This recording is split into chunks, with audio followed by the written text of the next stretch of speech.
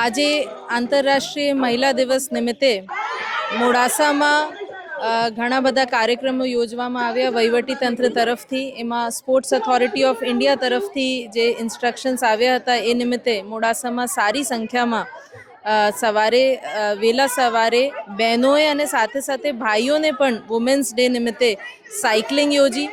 Cycling કરીને પછી walkathon યોજવામાં આવી, જેમાં મોટી સંખ્યામાં દરેક વયના બહેનો સામેલ થયા અને બીજા નાગરિકો પુરુષો પણ સામેલ થયા.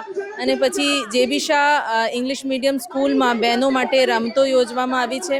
આ નિમિત્તે હું અરવલ્લી જિલ્લાની દરેક બહેનોને જે કોઈ પણ વયની હોય, નાની દીકરીથી લઈને મોટી બા સુધી, અને ગામડા જે વસ્તી હોય એથી લઈને શહેરોમાં કોઈ પણ કાર્યમાં એ સંકળાયેલી હોય, બધાને આ વુમેન્સ ડેની ખૂબ ખૂબ શુભેચ્છા આપું છું.